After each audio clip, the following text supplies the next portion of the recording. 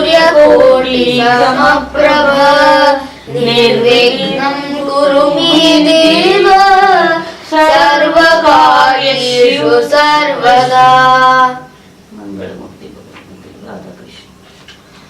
So today we start off with the fifth canto, or the creative impetus. So in this we will see Prince Priyavrata's story. Swayambhuva Manu, who was the generator of the entire Manu dynasty, he was the starting Manu actually. This is again in the Satya Yuga only. So at this time when he was the starting Manu of the entire civilization, his son was Prince Priyavrata. Priyavrata was a very great king and he was a great devotee and he always used to love Krishna. Once what happened was, he used to continuously practice Bhakti Yoga only and he used to never stop practicing Bhakti Yoga and always used to practice Bhakti Yoga. And one day when he was sitting, Lord Brahma came towards him with all his different chariots and everything. Brahma was coming towards him. So Brahma came and stopped there. So let's see what Brahma told him when he was sitting there.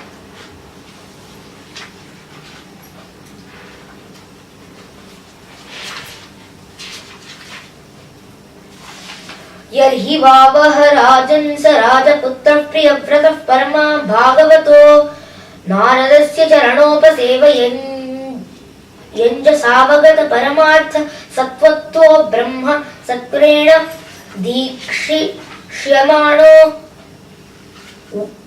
वनितला परिपालनायां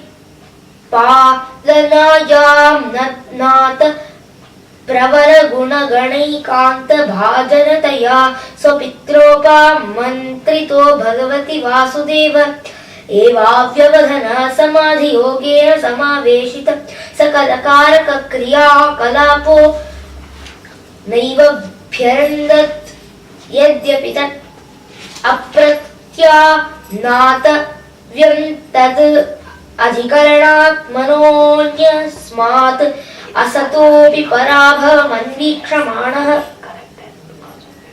So Priyavrata was a great devotee because he sought the lotus feet of Narada, his spiritual master, and thus achieved the highest perfection in transcendental knowledge. With advanced knowledge, he always engaged in discussing spiritual subjects and did not divert his attention to anything else. The prince's father then asked him to take charge of ruling the world. He tried to convince Priyavrata that his duty was indicated in the revealed scriptures. Prince Priyavrata, however, was continuously practicing Bhakti Yoga by constantly remembering the Supreme Personality of Godhead and thus was engaging all his senses in the service of the Lord. So what was happening was, actually, his father, Swayambhuva Manu, was telling him to do good work for the whole world and take his place as a Kshatriya and control the entire world and also rule it. But Priyavrata was always doing devotional service and was not at all accepting the responsibility of ruling over the world.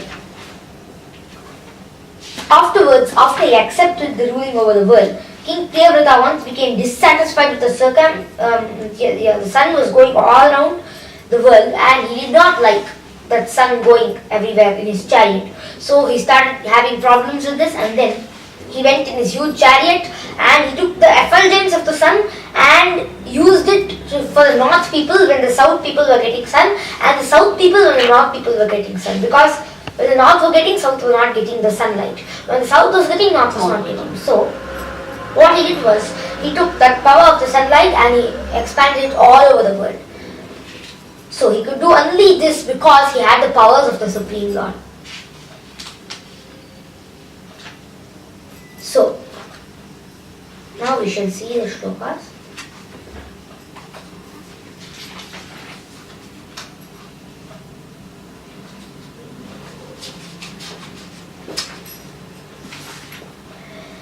तस्य भाव श्रद्धया विशुद्ध भावेन यजतः प्रवर्ग्येषु प्रचरत्सु द्रव्य देश काल मंत्र स्वविदक्षिणा विधान योगोपपत्या दुरधिगमोऽपि भगवान् भागवत वात्सल्यतया सुप्रतीक आत्मानम् अपराजितं निज जनाभिप्रेतार्थ विधित्सया गृहीत हृदयो हृदयङ्गमानं मनोनयनना नन्दन वयवाभिरामम् आविश्चकार. So after this, King Nabhi, the son of Agnidra was a very great king, and his son was King Nabhi. So King Nabhi wanted to have children, and therefore he did a yajna. That yajna, in which Meru Devi, who was his wife, she was not getting any children. So he wanted to a big yajna by which he will get children. So he offered prayers to the Lord by great devotion to the Lord because he needed children, and therefore when he was doing this huge sacrifice in which people are supposed to sacrifice valuable things or eatables. Nowadays, any yajna they do, they always search for low cost materials and do only low cost things, and they expect high things back from the Lord. But this is wrong according to the Vedas. By acting in terms of place, by acting in terms of time, by acting in terms of desha, kala and all of that, and by offering gifts to the priests, by going through the priest, by observing the regulative principles. But nowadays even the priests are not trustable. They just do things that they like. They cheat people, they take more money, they search for low things. Like now if they say yellow sapphire must be used, they'll say topaz. They'll take a topaz gem. So whatever is highest, they'll take something low and they'll use a lower one. So therefore this all must not be done according to Shastras. And then while he was offering prayers to the Lord, suddenly the Lord came from the within of the skies, and they all were seeing that he wore a yellow silken garment, and on his chest was the mark of Srivatsa, which always displays beauty. He carried a conch shell, lotus flower, disc and club, and he wore a garland of forest flowers and the Kaustubha gem. So the Kaustubha gem, we know about that. It's a very fragrant gem which gives fragrance to the entire universe from the chest of the Lord. So seeing the Lord present before them, King Nabhi and his priests and associates felt just like poor people who had suddenly attained great riches. They received the Lord and respectfully bent their heads and offered him things in worship. So now we shall see the shlokas of this.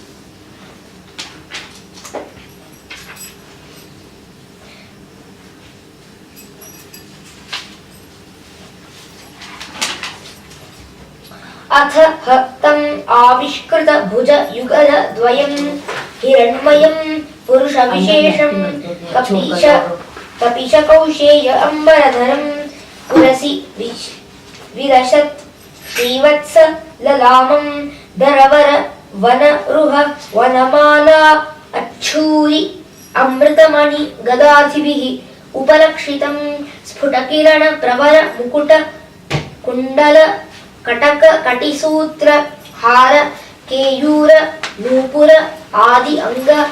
So he was decorating himself with many things, and including many keyuras and pithas, all of that on his body, and many kinds of gems all around his body with forest flowers and garlands containing very, very precious gems of the highest kind, and coming on the Garuda, coming slowly close to King Nabhi, and they all offered him special things, and suddenly felt like poor people having acquired some riches suddenly. So now we shall come to the story of King Rishabhadeva, who was nobody but the Supreme Lord, and he reached a place known as Brahmavarta. There was a great conference of learned Brahmanas at that place, and the king's sons attentively heard the instructions of the Brahmanas there. All the Brahmanas were talking about different things, like a conference, a big conference on what all must be done to a city, and they used to discuss like how we have ministers discussing, but nowadays it's not like that. Everybody is making discussions, conferences and meetings just for the purpose of acquiring money, and that's why King Rishabhadeva actually was conducting this one huge conference in the Brahmavarta place, where all the Brahmanas were sitting together and discussing about the welfare of the kingdom. So at that time, all the sons of the Lord, Rishabhadeva, were sitting there, and they were hearing those Brahmanas because they were to be the next kings. So they were sitting there and they were listening to all the instructions. And then Lord Rishabhadeva, then what he was doing is he was just keep on praying to the Lord and also teaching his children about the Lord, and also told them how to behave like a good person. So we shall see these shlokas.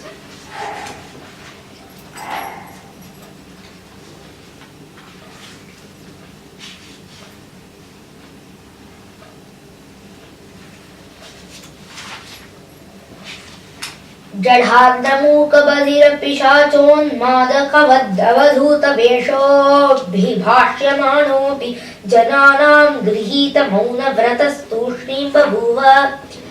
So, Avadhuta.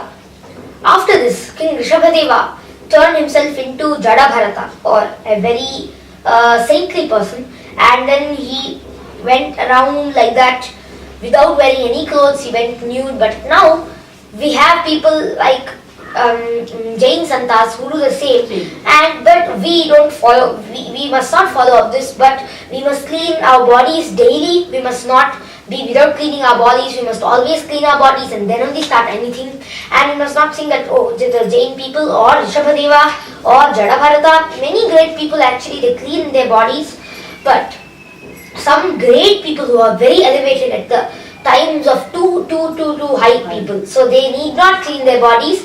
Their spirituality itself cleans their bodies, and their level of spirituality is higher than any person's level of spirituality. And Jadabharata was very elevated person. So therefore, he used to walk nude on the road, and his body was full of stool all around his body. He used to just turn over stool and he used to sit so that nobody comes close to him.